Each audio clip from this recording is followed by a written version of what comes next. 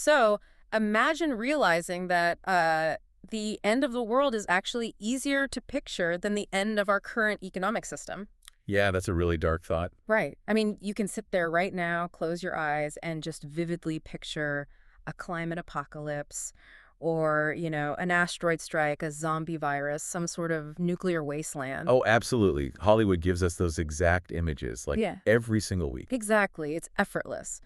But try to imagine a functioning, coherent, everyday alternative to global capitalism. Just try to picture what a different system would actually look like when you wake up, get your coffee, and go about your day. You can't. No, it's almost impossible, isn't it? Hmm. Your mind just hits a brick wall, it goes completely blank. And that unsettling paralysis, that absolute failure of the imagination, is exactly what we are plunging into today. We are going straight into the abyss here. Yeah, we are. Welcome to the Deep Dive. I'm your host, and joined as always by our resident expert. And today, we are stripping away the polite academic fluff. We're acting as cultural critics, psychological realists, and we are going to brutally deconstruct Mark Fisher's manifesto, Capitalist Realism. Right, and just to be clear, for everyone listening, our mission today is to neutrally but ruthlessly examine these deeply uncomfortable, highly controversial ideas. We aren't here to cheerlead for a specific political ideology. No, definitely not. Offer you like comforting platitudes about how things will inevitably get better. We are just analyzing the raw nerves of this text. So let's tear right into this core premise, capitalist realism. Fisher isn't just saying that capitalism is the only system we have left, or, that it won a geopolitical chess match in the 1990s. No, it's way more insidious than that. It really is. The text describes capitalist realism as a pervasive atmosphere. It's this invisible barrier that completely constrains human thought. It dictates what is even considered realistic or possible in our society. Yeah, it's not a belief system you actively choose to participate in. It's the water we are all swimming in. Right. To give you an analogy, think of it like the ultimate hostage situation. But it's a hostage situation where the hostages don't just love their captor. They genuinely, fundamentally believe that the outside world has completely ceased to exist. Oh, that's a terrifying way to put it. If you tell them there's a door leading out of the building, they look at you like you're speaking a dead language. They literally cannot conceive of an outsider. That invisible atmospheric quality is crucial here. Capitalism has so seamlessly occupied the horizons of the thinkable that we don't even recognize it as an ideology anymore. We just call it real life. Exactly. It just looks like reality. It's the default setting of the universe. Yeah. And what's fascinating and frankly bleak is how this invisible barrier manifests visually and culturally in our everyday lives. Yeah. It creates this overarching sense that the future is already dead. Okay, wait, how so? Like, what does the death of the future actually look like in practice? Well, to illustrate this, Fisher uses Alfonso Cuarón's film Children of Men. It's from 2006. Yeah. And he uses it as the ultimate mirror for our current dystopian reality. Great movie, but very bleak. Incredibly bleak. But think about traditional mid-20th century dystopias. Think of George Orwell's 1984 or the graphic novel V for Vendetta. Sure. They always show a totalitarian nightmare imposed from the top down. You have a singular, evil dictator, jackboots marching in the streets, a very clear, recognizable, oppressive regime. Right, the bad guys wear black uniforms and put their faces on giant screens. It's, very theatrical. Exactly. But Children of Men is uniquely a late capitalist nightmare. In the film, humanity has become completely sterile. No children have been born for a generation. Right, there's no future at all. Exactly. But the catastrophe didn't happen with a massive nuclear explosion or an alien invasion. It's a slow, agonizing unraveling. The world doesn't end with a bang. It just sort of winks out. And the brilliant, terrifying detail in that world is that amidst this collapsing society, where public space is abandoned, refugees are hunted in the streets, wild animals stalk through derelict schools, you still have franchise coffee shops operating. Oh man, yeah, that detail is chilling because it feels entirely plausible. It does. You have the total biological breakdown of human continuation, but the supply chain for consumer goods is still desperately trying to hit its quarterly targets. You can imagine the apocalypse happening outside, and the barista is still asking if you want oat milk. Precisely. You have brutal internment camps existing right alongside the pursuit of a perfectly crafted espresso. Yeah. And there's a specific scene that perfectly captures the psychological dead end we're talking about here. Which one? The main character, Theo, visits a wealthy government official who lives in a heavily fortified, refurbished Battersea power station in London. Oh, right, the guy with the art collection. Yes, this guy has salvaged some of the greatest works of human art. He has Michelangelo's David and Picasso's Guernica just sitting there in his private dining room. Just as, like, casual decor. Exactly. And Theo looks at all this priceless historical culture and asks him, how can all this matter if there's no one left to see it? In 100 years, it's all gone. And the guy just completely brushes it off. Yeah, he shrugs and basically says, I try not to think about it.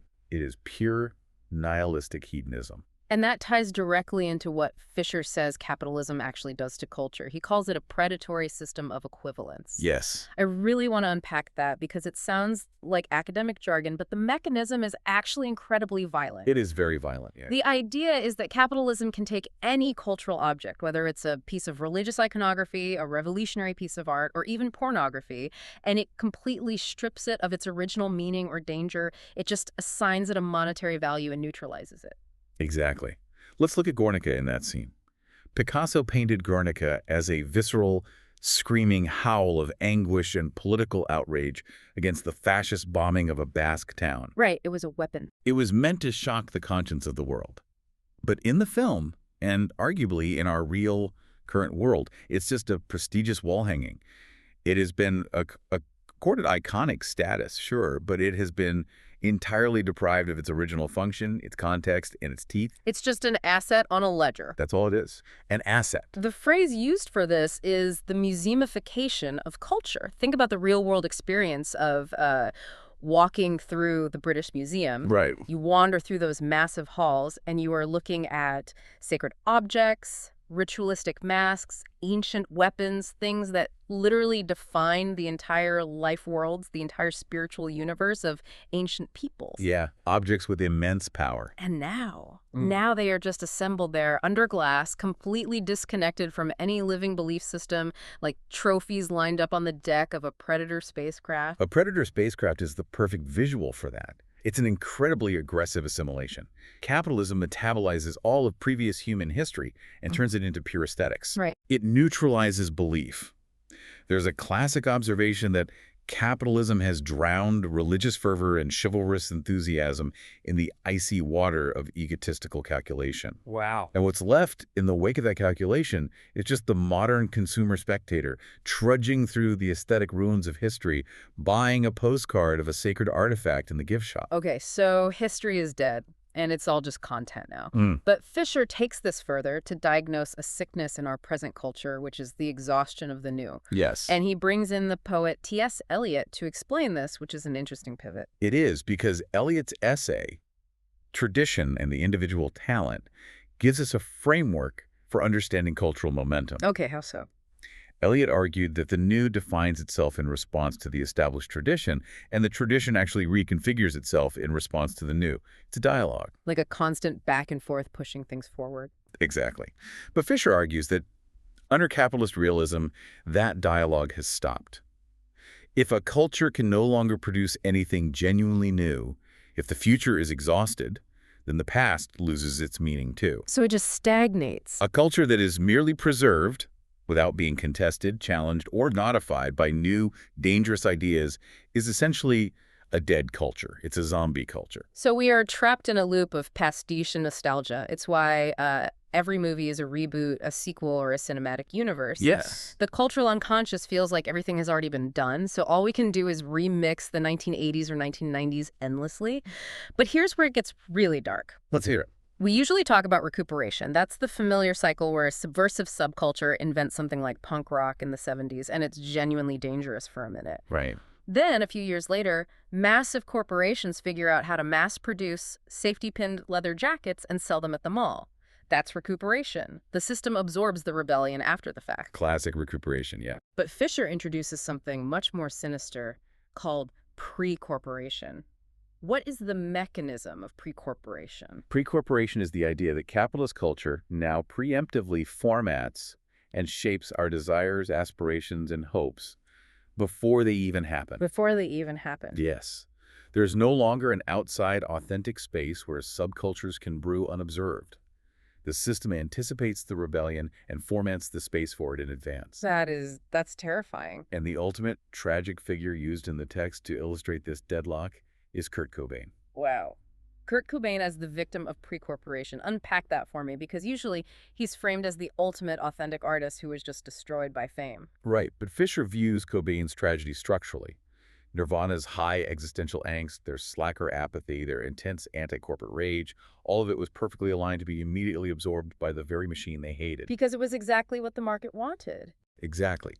Cobain was intelligent. He knew that he was just another piece of spectacle. He realized with absolute horror that nothing drove ratings and sales better on MTV than a visceral, authentic-seeming protest against MTV.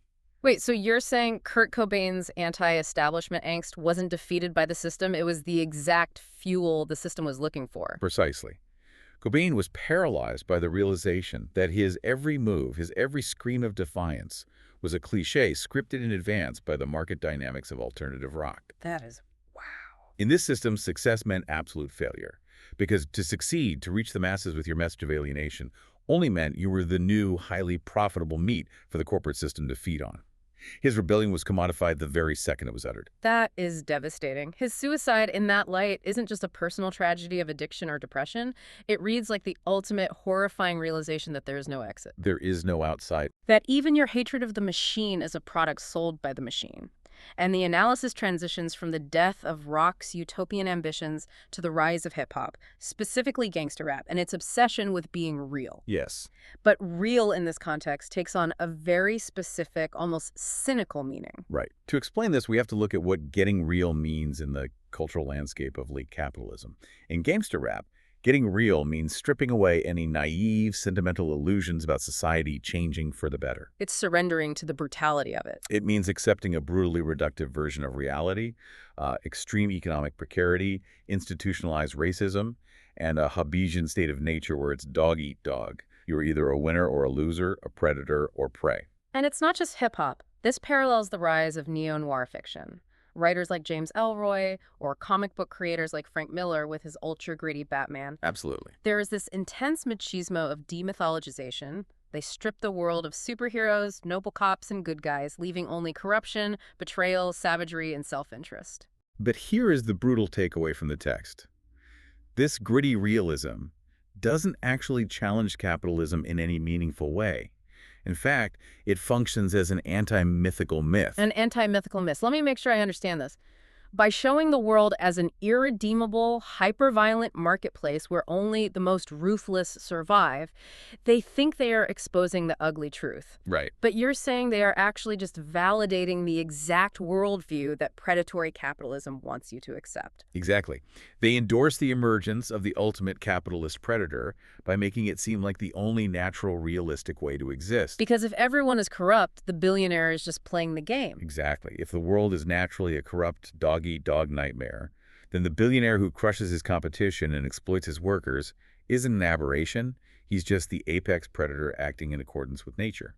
Gritty realism does the ideological heavy lifting for the system. Okay, so if genuine, dangerous counterculture is dead, and if gritty realism just validates the dog-eat-dog market, how do we explain the massive, overwhelming popularity of anti-capitalist messages in our mainstream media? That's the paradox, isn't it? Because if you look at almost every major blockbuster movie of the last 20 years, the villain is constantly an evil mega corporation. We are surrounded by media that tells us capitalism is evil. We are, and that is perhaps the most brilliant trick of capitalist realism. Yeah. The system wants us to consume rebellion. It wants us to. Yes.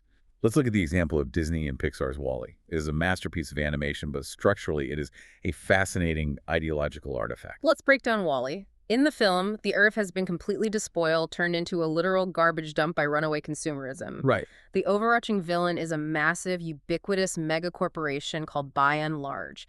The humans who survived are exiled on a luxury starliner, and they are depicted as infantile, morbidly obese consumers zooming around on hover chairs, permanently staring at screens, and drinking their meals from plastic cups. It's a brutal satire. It is a vicious, unmistakable satire of American consumer capitalism. And yet, this film was produced by Disney, one of the largest, most aggressive mega corporations on the planet. And consumed by millions of people sitting in massive multiplexes, eating heavily processed popcorn, and drinking soda from plastic cups. The cognitive dissonance is staggering. How does a system produce such a devastating critique of itself and profit from it?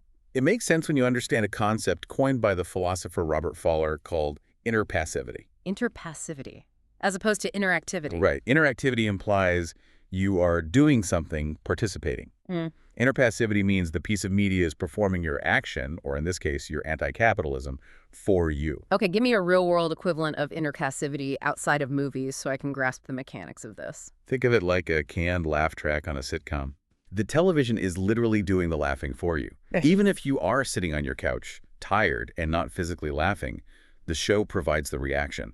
Or think of hiring a surrogate mourner to cry at a funeral on your behalf. The emotional labor is outsourced. So it's like buying carbon offsets for your soul. Yes. You pay a few dollars so some trees get planted somewhere, and suddenly you don't feel guilty about taking a transatlantic flight. That's a great analogy. Applied to Wall-E, the film performs your anti-capitalist critique on your behalf. You sit in the theater, you watch the film skewer the evils of megacorporations and mindless consumption, and your brain registers a sense of moral satisfaction. Because I agreed with the message. Right. Your anti-capitalist desire, your underlying guilt about your own consumption has been safely expressed, processed, and validated by the movie. Because the film does the revealing for you, you are allowed to leave the theater and continue consuming with absolute impunity. The guilt has been entirely outsourced to the screen. That is staggering. It's a closed loop. The system sells us the cure for the alienation that the system itself causes, but the cure is just more consumption. It's brilliant. And this ties directly into the philosopher Slavoj Žižek's theory of cynical ideology, which absolutely turns everything I thought I knew about propaganda upside down. It's a profound paradigm shift. We traditionally think that an ideology only works because people genuinely deeply believe in it. Right, like cult members. When we think of propaganda, we think of the 1930s rallies, mass brainwashing, zealous belief in the state or the leader. We assume that if you could just show people the truth and break their belief, the system will collapse. Just wake them up. But Žižek argues that late capitalism operates on a completely different frequency. It doesn't care if you believe in it. In fact, it operates much more smoothly if you are actively cynical about it. Wait, I don't need to believe in capitalism for it to work. How does that make sense? If everyone thinks it's a scam, shouldn't it fall apart? Because, as Žižek points out, ideology today does not reside in what you know or what you think internally. It resides in what you do. What you do. The illusion isn't a mask hiding the real state of things. The fantasy structures are physical, social reality itself. You can be as intellectually cynical as you want. You can maintain a detached, ironical distance. Yeah. You could sit at a bar with your friends and say, you know, I know money is just a meaningless piece of paper. Right. I know consumerism is destroying the biosphere. I know all these corporations are corrupt. Which is exactly what everyone does. We all acknowledge it's a racket. Right. But as long as you wake up the next morning, go to work, buy your franchised coffee, pay your taxes, and act as if money has a wholly objective value, Yeah. the system functions perfectly. So my actions are the belief. Exactly. Your internal subjective belief that capitalism is bad is completely irrelevant to the machine. The system only requires your behavioral compliance, your physical participation. It does not require your spiritual devotion. That's insidious. In fact, and this is the darkest part, your internal cynicism is what allows you to participate without feeling totally morally compromised. Your cynical distance is your coping mechanism that allows the exploitation to continue. Okay, let's take this ruthless lens and point it at actual real-world political protests. Because if our internal beliefs don't matter and our media is just interpassive role play, what about people who actually take to the streets? Yeah, let's look at that. Fisher takes a very harsh look at the 2005 Live 8 concerts and Bono's Product Red campaign, and it is a brutal deconstruction. It is. The text argues that these massive celebrity-driven charity events are not challenging the system in the slightest. They are a carnivalesque background noise that actually reinforces capitalist realism. The Live 8 delusion is a perfect case study of ideological blackmail. Ideological blackmail? What do you mean by that? Well, the insistence of Live 8 was that caring individuals can end global poverty directly, without any need for systemic, messy political reorganization. Just hold a concert. Exactly. The message is, we don't need to change the global trade structures. We just need to get 1 million people in a park to watch Paul McCartney, and we demand that politicians make poverty history. Politics is entirely suspended in the name of a feel-good ethical immediacy. And Bono's Product Red is the absolute zenith of this logic. The entire premise of Product Red was that you don't need to overthrow the system, and you don't even need to protest. Nope. You just need to channel hard commerce. You just need to buy the right products. If you buy a red iPhone or a red Gap t-shirt, a percentage goes to fighting AIDS in Africa. It's the ultimate fantasy. That Western consumerism itself can magically solve the systemic global inequalities that Western consumerism actually relies on and created in the first place. It's absurd when you say it out loud. Look, I have to push back here. I have to play the realist for a second, because that is a devastating, almost paralyzing critique for anyone who considers themselves an activist or who cares about social justice. It is very harsh. If our marches, our ethical consumerism, our benefit concerts, if all of these are just pressure valves designed by the system to let off steam, does taking to the streets actually just reinforce the power structure we think we're fighting? That's the question. Does a weekend protest just prove to the elite that we are harmlessly blowing off our energy before going obediently back to work on Monday morning? The structural analysis would suggest precisely that. Fisher argues that the modern anti-capitalist movement, by making a series of hysterical, abstract demands that it never actually expects to be met, like demanding politicians just wave a magic wand and legislate away poverty, actually concedes way too much territory to capitalist realism. Because it treats the politicians like parents who just need to fix it. Exactly. It shows that the movement lacks a coherent alternative political economic model.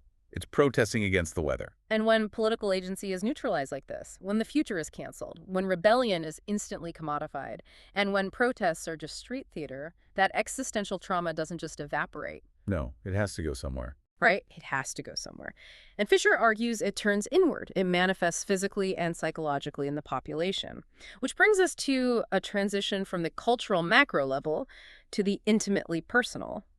Let's talk about the pathologization of youth. Listener, brace yourself. Yeah. Because this is where the diagnosis gets incredibly dark, deeply personal, and highly controversial. Yeah, it really does. Fisher argues that the massive exponential rise in mental distress, specifically things like depression, ADHD, and various learning difficulties, is not just a wave of biological glitches or a sudden epidemic of chemical imbalances in individual brains.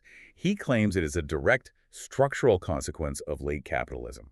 Are we really saying capitalism causes ADHD? That sounds like a massive leap. Let's break down the mechanics of this unvarnished psychological deconstruction. Let's start with what Fisher observed firsthand.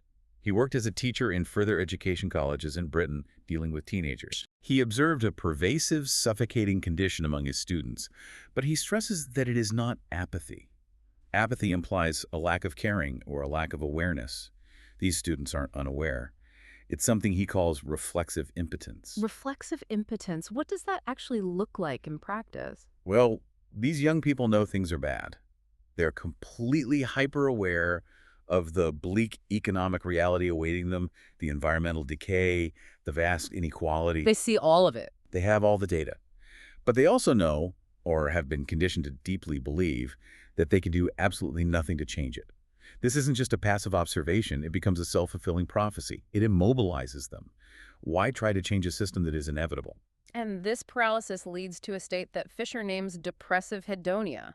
Now, usually in clinical psychology, we think of depression as linked to anhedonia, which is the complete, crushing inability to feel pleasure. Right, the traditional definition. You stare at a blank wall, food tastes like ash, you can't muster the energy to get out of bed. But depressive hedonia is a different mutation of despair. Exactly. Depressive hedonia is not the inability to get pleasure. It's the profound inability to do anything else except pursue constant, sugary, instant gratification. Like scrolling. It's endless doom scrolling, binge-watching 14 hours of a show you don't even really like, compulsive gaming, constant snacking. There is this haunting ambient sense that something profound and vital is missing from life. But there's absolutely no understanding that you have to step outside the immediate pleasure principle, that you have to endure some friction or difficulty to find it.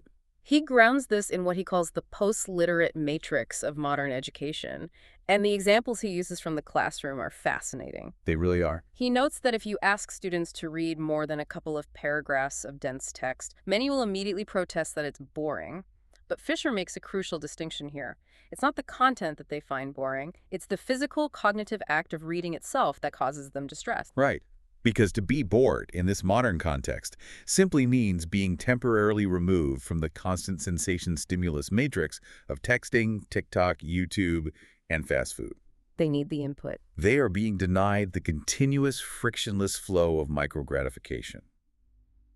Fisher points out that students today want to consume a complex philosopher like Nietzsche the exact same way they consume a hamburger, fast, easy to swallow, immediately satisfying. And that completely misses the point. They completely fail to grasp that the difficulty, the slowness, the indigestibility of the text is the point of reading Nietzsche.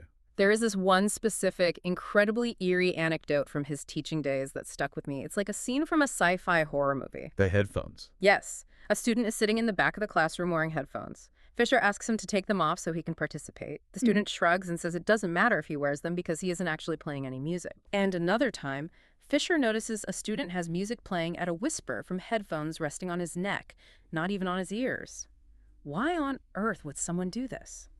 Fisher concludes that the physical presence of the headphones, or the subconscious knowledge that the music is playing even if the student can't consciously hear it, acts as a psychological reassurance. Like a security blanket. Exactly. It proves that the entertainment matrix is still there, humming in the background, within reach.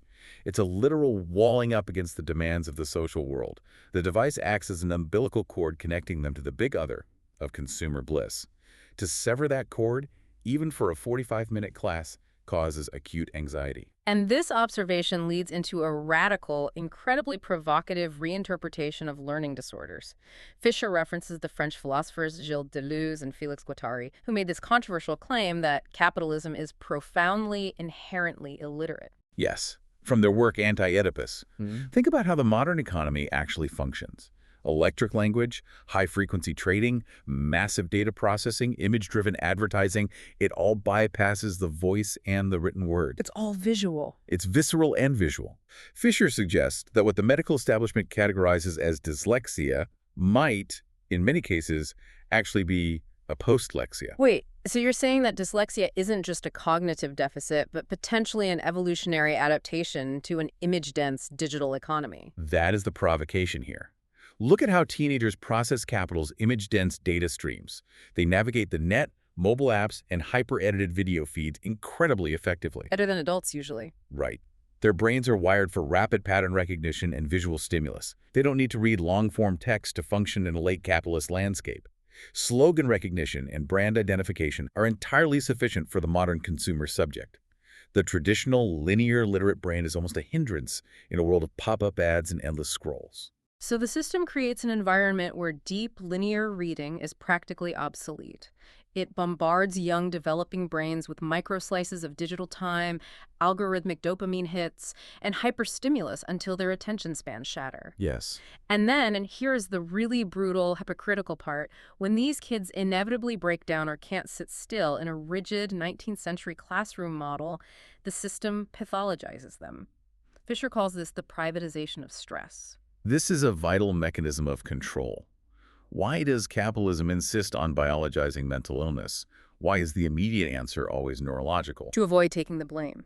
Fisher argues that treating mental distress as purely a chemical imbalance in the individual's brain is incredibly beneficial for the capitalist structure.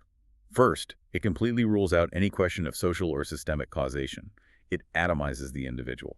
The message is, you aren't depressed because your future has been sold off to pay corporate debt. You aren't anxious because the planet is burning. You're depressed because your personal brain chemistry is faulty. It makes the systemic failure a personal biological feeling. Exactly. And second, it creates an enormously lucrative captive market for multinational pharmaceutical companies to peddle SSRIs, stimulants, and other medications. Now, Fisher is careful here. Right. We shouldn't dismiss biology entirely. He acknowledges that all mental illnesses are neurologically instantiated, meaning, yes, if you look at a depressed person's brain, depression involves low serotonin. It is a physical reality. But noting the physical reality explains absolutely nothing about the causation. Right. If you get hit by a bus, your arm is broken. The bone being snapped is the biological reality. But treating the broken bone doesn't explain the fact that the intersection has no stoplights and buses are running people over every day. Perfect analogy. Fisher asks the forbidden question, Why do so many people, structurally and socially across entire populations, have low serotonin levels right now? Yeah. To answer that question seriously would require indicting the economic and social system itself. Mhm. It would require admitting that the way we live is biologically intolerable. So the medicalization of mental health is treating the symptom as the cause to protect the disease. That is a terrifying perspective. It really is. Okay, so we have a generation of kids who are paralyzed, heavily medicated, and trained to consume microbursts of data. What happens when those same kids turn 22 and enter the workforce? What happens to the adults? It doesn't get better. We are transitioning now into the workplace, the modern bureaucrat, and what Fisher brilliantly terms market Stalinism. He argues that the adult working world has evolved into an unstable, heavily surveilled psychological hellscape. To explain how the workplace mutated into this, Fisher uses a brilliant cinematic comparison between Fordism and post-Fordism. Fordism being the old mid-century model of factory work and lifetime employment. Right. Think of the mafia families in Francis Ford Coppola's as The Godfather or Martin Scorsese's Goodfellas. Okay, the mob. These syndicates, ironically, represent the old Fordist model of capitalism. They're deeply rooted in history, specific neighborhoods, and geography. They run on unwavering loyalty, hierarchy, and a twisted sense of familial duty. You belong to a community, for better or worse. It's stable in a criminal kind of way. Exactly. Now compare that deeply rooted structure to Neil McCauley's crew of bank robbers in Michael Mann's 1995 film Heat. Oh, heat. Robert De Niro's character has that famous mantra, don't let yourself get attached to anything you are not willing to walk out on in 30 seconds flat if you feel the heat around the corner. That line is essentially the thesis statement of the modern gig economy. Precisely. McCauley's crew is totally rootless. They operate in a featureless, branded neon sprawl of Los Angeles. They aren't a family. They're interchangeable crime technicians with no emotional attachments. If one dies, they replace him. No loyalty, just transactions. Fisher points to a very specific historical moment that triggered this massive shift in the real world, October 6, 1979, the Volcker shock. Break down the Volcker shock for me. What actually happened in 1979 that destroyed the old factory model? Paul Volcker, the chairman of the U.S. Federal Reserve, dramatically and suddenly raised interest rates to combat inflation. Borrowing money became insanely expensive overnight. Okay. This triggered a brutal recession, but it fundamentally restructured the global economy. It ushered in supply-side economics and neoliberalism. The old, rigid Fordist production line factories, unions, making physical things in a specific town was dismantled. Because it wasn't flexible enough. Exactly. The new buzzword became flexibility. Capital became mobile, shifting to financial services and outsourcing. And for the modern worker, this demand for flexibility translates to casualization, gig work, short-term contracts, and permanent gnawing precarity. And Fisher highlights how this economic demand for infinite flexibility actively destroys the family unit. It does. Think about it. The values that a healthy family relies on, commitment, long-term obligation, rootedness, stability, are the exact opposite of what the new post-Fordist capitalism demands of its workers. Total opposite. You are expected to move across the country for a 6-month contract, constantly reskill, answer emails at 11 p.m., and be infinitely adaptable. How can you maintain a stable marriage or raise children in an environment of total, permanent psychological and geographical instability? You can't. The economic base is at war with the social superstructure. And here's the great dark irony that Fisher exposes about neoliberalism. The whole political pitch of the 1980s Reagan and Thatcher was that they were going to destroy top-down bureaucracy. Right. Get rid of the red tape. They painted the state as a bloated, inefficient, paperwork-obsessed nanny state that was holding back the brilliant dynamism of free enterprise. They promised to cut the red tape. But that's not what happened. Not at all. With the absolute triumph of neoliberalism and privatization, bureaucracy didn't disappear. It mutated. It became decentralized, digitized, hyper-present, and infinite. We entered the era of market Stalinism. Market Stalinism. It sounds like an oxymoron, but it's the perfect descriptor of corporate life. To illustrate this, Fisher points to Mike Judge's movie Office Space. We've moved from the sweat and physical danger of the factory floor to the quiet, soul-crushing desperation of the corporate cubicle. Yeah, TPS reports. Exactly. The workers aren't physically exhausted. They are psychologically drained, drowning in memos about cover sheets for TPS reports. Yeah. And it's not just paperwork. It's the demand for effective labor. Effective labor is key here. It's the extraction of emotional energy. Right. Think of the waitresses at the chain restaurant in Office Space. They are forced to wear pieces of flare stupid buttons on their suspenders to express their supposed individuality and enthusiasm. They have to look happy to be there. The system doesn't just want your physical labor pouring coffee. It demands your soul, your creativity, your forced smile. It demands that you perform loving your exploitation. And the terrifying part of that scene is the unwritten rules. Oh, the manager scene. Yes. The waitress, Jennifer Aniston's character, wears the required minimum of 15 pieces of flair. But the manager guilt trips her. He asks if she really wants to be a person who just does the bare minimum. Enough is never enough. The rules are intentionally vague so you can always be found wanting. This is the absolute essence of market Stalinism. What late capitalism repeats from actual Soviet Stalinism is the valuing of symbols of achievement over actual material achievement. Symbols over reality. To explain this, Fisher uses the historical example of Stalin's White Sea Canal, built in the 1930s. Wait, Stalin built a canal just for PR? Yes, it was built with gulag slave labor at a massive, horrific human cost. But because they rushed it to meet arbitrary bureaucratic deadlines, the canal was too shallow to carry heavy commercial shipping. Functionally, as a piece of infrastructure, it was a total disaster. So it was useless. Completely. But as a PR triumph, a symbol of Soviet developmental might to be splashed across newspapers, it was deemed a massive success. The symbol replaced the reality. Fisher compares this directly to modern corporate and educational auditing cultures. Think about university grading matrices, or how public hospitals operate now. Fisher points out that in the UK, hospitals were given top-down bureaucratic targets to reduce patient waiting times. Right, yeah. So what did the hospital administrators do? They started prioritizing minor, quick procedures over complex, life-saving surgeries, just so the spreadsheets would show they hit their numerical targets. They gamed the system. The target ceases to be a measurement of performance and becomes an end in itself. More energy, time, and money goes into ensuring a service is represented correctly on a PR spreadsheet than actually improving the service itself. And maintaining this illusion requires a massive, omnipresent apparatus of self-surveillance. Workers become their own wardens and auditors. You spend half your week filling out endless forms, justifying your own existence, setting aims and objectives, and reporting your outcomes. The actual work is secondary. Exactly. The actual work is secondary to the documentation of the work. All that is solid melts into PR.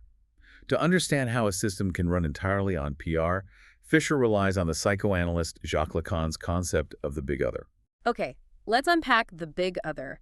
This is a tricky, esoteric, psychological concept, but it's the engine of this whole theory. Explain the big other to me like I'm 5, because it sounds like we're talking about God or Big Brother. It's neither.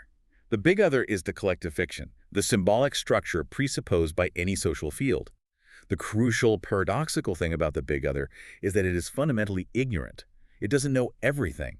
In fact, it is the entity that is supposed not to know the messy, corrupt, cynical reality behind the scenes. Give me an example of the big other in action. Think about the Soviet Union in its final decades. Everyone knew the system was corrupt and failing. The government officials knew it, the factory workers knew it, the citizens knew it. It was an open secret. Right. But the big other was the virtual, symbolic figure of the state that was maintained as not knowing it.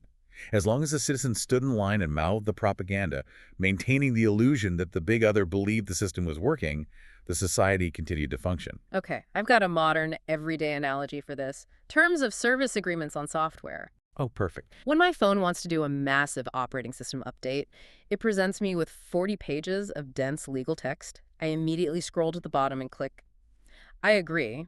Apple knows I didn't read it. I know I didn't read it. But the big other, the virtual, legal, and social framework, is the entity that assumes I did read it. Exactly. And the entire legal and economic system of digital ownership relies on the maintenance of that shared fiction. If we all officially admitted nobody reads them, the legal contracts would void. That is a brilliant example. The system requires the fiction to remain unbroken on an official level. And Fisher argues that late capitalism operates almost entirely on this dynamic. We all know corporations are greedy and often act unethically. Sure. We know the corporate PR about sustainability and family values is cynical spin. But as long as the official PR exists for the big other to consume, the stock price stays stable. And Fisher gives this amazing, disastrous, real-world example, the story of Gerald Ratner. What happened with Gerald Ratner? In 1991, Gerald Ratner was the CEO of a massive, highly successful British jewelry chain. He was giving a speech to a prestigious business institute. In a moment of hubris, he jokingly admitted to the audience that one of their popular products was, in his words, total crap, and that their earrings were cheaper than a prawn sandwich and probably wouldn't last as long. He said the quiet part loud. He did. And the consequences were immediate and apocalyptic. Overnight, 500 million pounds were wiped off the value of the company, and he was fired. Just from one joke. Yes. Now, why did that happen? It wasn't because the customers suddenly learned the jewelry was cheap and low quality. They already knew they were buying cheap, disposable jewelry. But Ratner had spoken the truth officially. He made the big other know it. He broke the spell. By breaking the symbolic fiction, by stripping away the PR on the record, he destroyed the company's reality. This proves that our individual cynical distance isn't enough. The system's survival relies entirely on the maintenance of the symbolic fiction. Which brings us to a terrifying question and into a brutal debate about who is actually running this nightmare. If PR has completely replaced reality, and if we are drowning in an infinite digitized labyrinth of decentralized bureaucracy where everyone is just desperately generating metrics for a fictional big other who is actually in charge. The chilling existential answer Fisher provides is no one. There is no central exchange. There is no man behind the curtain. To make this centerlessness visceral, Fisher uses the modern call center. Everyone listening has experienced this. The call center is the ultimate distillation of late capitalist alienation. It really is. Think about the last time you had a serious problem and had to call your internet provider or your bank. You were immediately trapped in an automated voice recognition phone tree that intentionally misunderstands you. When you finally, miraculously get a human being on the line, they are reading from a rigid script on a screen. You can't deviate from it. They have zero actual power to solve your unique problem. You explain your situation, they put you on hold, they transfer you to another department, and the next person has absolutely no record of what you just spent 20 minutes explaining. Exactly. And what happens to you emotionally? You feel this intense, building, impotent rage. You want to scream, but who do you yell at? The operative sitting in a cubicle making minimum wage in another country. They are a victim of the system, too. Right, they can't do anything. They are just a human shield for the corporation. Your anger is completely useless because there is literally no one responsible. The structure is entirely impersonal, abstract, and centerless. It is, as Fisher calls it, an artificial stupidity. And this leads us to the brutal debate at the core of this text. How do we explain this centerless monstrosity? How do we assign blame? We have two deeply opposing ways of looking at this. Let's hear them. On one side, we have the Machiavellian realist perspective, which you might argue for. On the other side, we have the radical deconstructionist perspective, which aligns with Fisher's structural analysis. Let's debate this, because this is where the theory hits the concrete. I'll gladly take the realist position because I struggle to buy this invisible structure argument. Look, I hear all this abstract theory about structures, the big other, and artificial stupidity, but let's be intellectually honest. Human nature is fundamentally flawed and driven by self-interest. Okay. Evolution hardwired us for tribalism, resource hoarding, and status competition. Corporations are not some ghostly, emergent alien intelligence that just manifested out of the ether. They are massive aggregations of greedy individuals. The CEOs, the board members, the politicians, they aren't blind to what they're doing. You think they have total control? They know exactly what they are doing. They are actively pillaging the planet, exploiting labor, and hoarding wealth to enrich themselves. They purposely design these bureaucratic, centerless labyrinths like the call center to hide behind. It's a deliberate shield to avoid accountability. The system is broken because the specific people running it are selfish. If we want to fix it, we have to stop blaming the structure and hold those specific individuals accountable. Fire them, arrest them, change the leadership. The radical deconstructionist response to that and Fisher's core argument relies on an analysis of Alan Pakula's 1974 conspiracy thriller, The Parallax View. Have you seen it? I have. It's about a massive, shadowy corporation that assassinates political figures to protect its interests. Exactly. But the terrifying, brilliant thing about that film is that you never see a focalized, evil mastermind stroking a white cat. You never see a smoky back room of cigar-chomping villains. What you see is a corporate culture of depersonalized, disembodied attention. It's just a bureaucracy of murder. It's just paperwork, psychological testing, and middle managers executing tasks. Fisher, drawing on Zizek and Lacan, argues that your realist view, the idea that it's just greedy bad guys, is actually a comforting fantasy. A comforting fantasy. Blaming billionaires is a fantasy. Because you want there to be a cabal of evil men. If there are evil men consciously doing evil things, then the solution is simple. We just fire the bad apples, arrest the corrupt CEOs, and put good ethical people in charge. Problem solved. But it's not that simple. But Fisher argues that the structure itself is the agent. Capitalism is a cause that is not a subject. It is an impersonal mathematical logic of infinite accumulation. I'm sorry, that sounds like a cop-out for bad behavior. You're telling me the guys in the boardroom of a massive oil company don't have agency. They're just innocent cogs in the matrix. I'm not saying they're innocent. I'm saying your focus on their personal morality is entirely irrelevant. Let's play this out. Imagine you successfully assassinate or fire the greedy, sociopathic CEO of a major fossil fuel corporation tomorrow. You replace him with a wonderful, ethical, environmentally conscious person. But you leave the underlying capitalist structure, the legal mandate to maximize shareholder value, the competitive global market completely intact. What happens? I assume the new ethical CEO tries to implement green policies. And the moment they do, the company's profit margins dip slightly because ethical practices are more expensive. Immediately, a rival, less ethical company undercuts their prices, steals their market share, and drives them out of business. Or the board fires them. Or the shareholders simply vote the ethical CEO out for failing their fiduciary duty and replace them with someone ruthless. The structure dictates the behavior, not human nature. If you put a saint in the machine will grind them up. The villains don't control the system controls the villains. Firing the bankers won't help if the structure remains. That is deeply unsettling because it removes human agency almost entirely. It suggests we aren't the masters of our domain. We are just biological components executing the code of an artificial intelligence called capital. We are the gut flora of a planetary machine. It's a stark reality. And this structural sleight of hand leads directly into what Fisher calls the illusion of responsibilization. This absolutely deconstructs the ethical demands placed on us as everyday individuals, specifically regarding recycling and climate change. This is a perfect and raging example of how the centralist structure deflects blame onto the powerless. Fisher references Campbell Jones's paper, The Subject Supposed to Recycle. Think about the messaging we get every day. The imperative is everywhere you must recycle your plastic. Right. You must reduce your personal carbon footprint. You must take shorter showers and buy sustainable ethical products. It posits global climate change as a problem of individual ethical failure. But Jones and Fisher argue that this is a massive, deliberate ideological trick. The structure makes recycling the moral responsibility of the consumer so that the structure itself can recede into total invisibility. It's gaslighting on a planetary scale. We know the data: 71% of global greenhouse gas emissions are caused by just 100 megacorporations.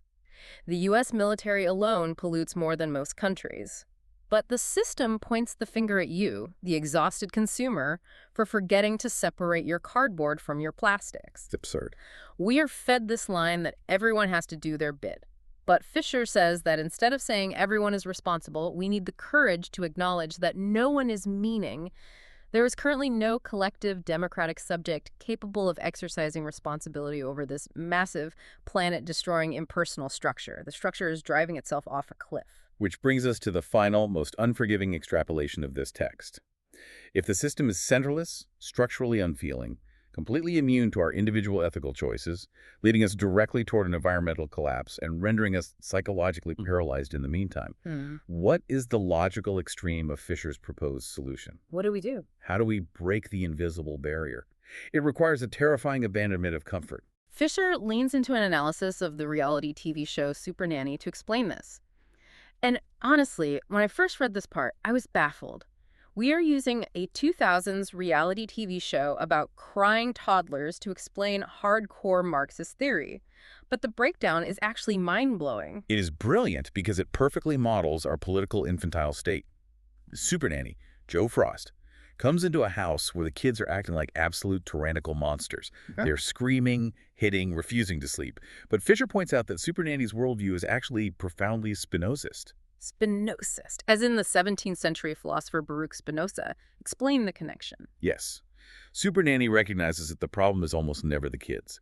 Kids are naturally idiotic hedonists who don't know what's good for them. They just want sugar and stimulation. The problem is always the parents. The parents are failing. The parents are following the path of least resistance. They give in to every toddler demand because it's easier in the short term.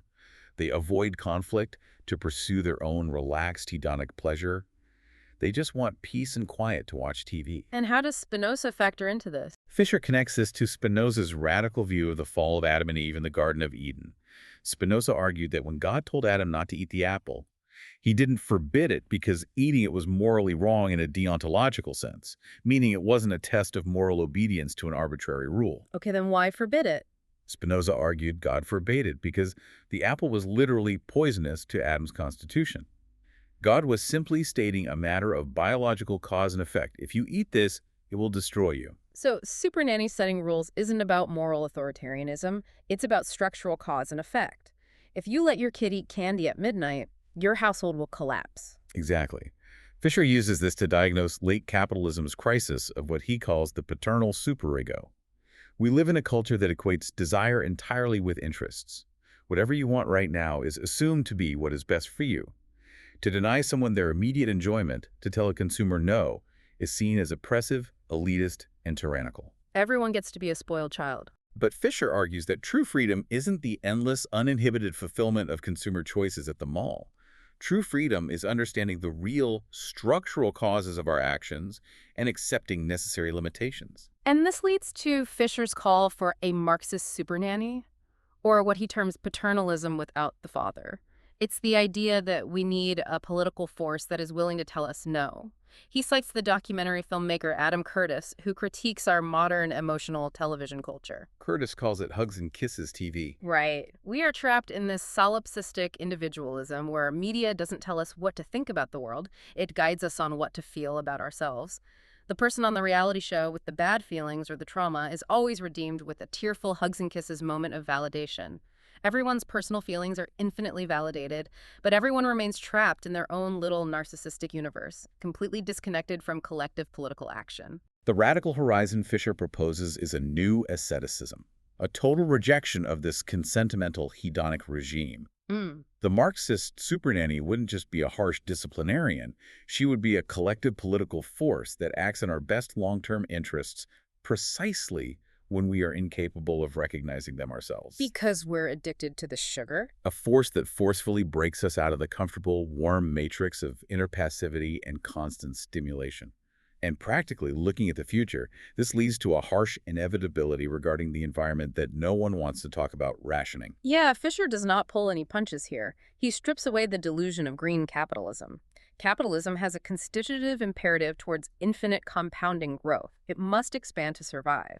But infinite growth on a planet with finite biological resources is a physical impossibility. It's just math. Fisher states clearly that consumer self-regulation buying organic and the free market inventing magical carbon capture tech will absolutely not avert environmental catastrophe. Therefore, the strict rationing of goods, energy, and resources is scientifically inevitable. It is going to happen. The only question left is the political reality of that rationing. Will it be collectively and democratically managed by us, or will it be imposed upon us via brutal, techno-feudal authoritarianism when the ecosystem collapses and it's too late? It forces us to abandon the optimistic New Age idea of a gentle collective awakening where everyone just spontaneously decides to be nicer to the earth. Yeah. It forces us to look at the grim mathematical trajectory of capital.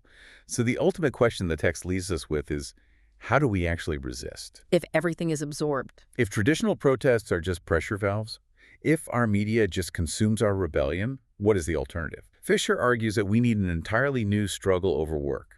But the old methods are dead. He explicitly argues that traditional strikes like teachers, nurses, or transport workers walking off the job don't work anymore in a post-Fordist economy. Right, because when public sector workers go on strike now, the management doesn't care.